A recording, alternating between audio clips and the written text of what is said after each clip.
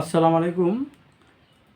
কবিতা সুন্দর ঘড়ি, কলমে আমি মোহাম্মদ আইয়ুব আলী। কে গড়েছে এমন ঘড়ি, দেখতে ঘড়ি কি সুন্দর, যে গড়েছে এমন ঘড়ি, লুকায় সে ঘড়ির ভিতর। ঘড়ির গঠন কাদামাটি, সিয়া সবেত লাল দরদা, চারচিজে হয় পরিপাটি, ঘড়ির মালিক থাকে নিয়ে পর্দা। ২১,৬০০ বারে ঘড়ির দম আসে যায়, কম বেশিতে আয়ু বাড়ে কমে, ১২+১২=২৪। দম ধরো দমের ঘরে, হরণ পূরণ করে নেড়ে, মুর্শিদ বর্জক হইলে ঠিকরে, মোহাম্মদী নৌকার নিশান ওরে। ঘড়ির মাঝে দরজা খুলে, দেখ না তুই পর্দা তুলে, যারে দয়া করে দয়ালে, মওলা দেখবি ঘড়ির ভিতরে। ঘড়ির মালিক বন্ধ ঘরে, কলমাতে খুলে তালা, খুলবে যেদিন ঘরের তালা ঘরের, দেখবি নূরের মানুষ, নূর তাজেল্লা।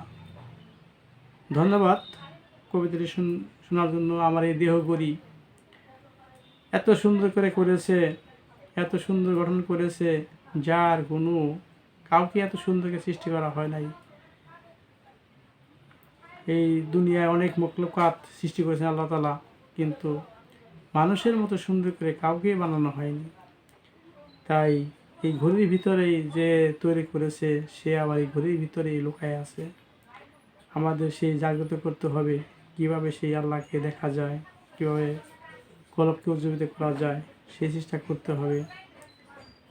২১,৬০০ বার নিত্য পাখি বা দোম আসা যাওয়া করে।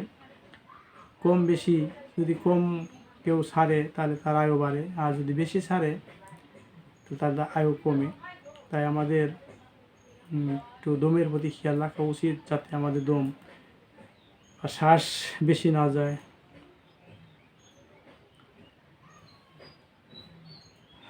তাই যে এত সুন্দর করে ঘড়ি তৈরি করেছে বা এই মানব দেহ তৈরি করেছে এত সুন্দর, সেই আল্লাহ তাআলা না জানি কত সুন্দর।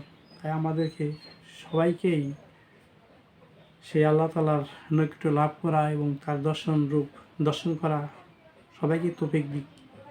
আমিন।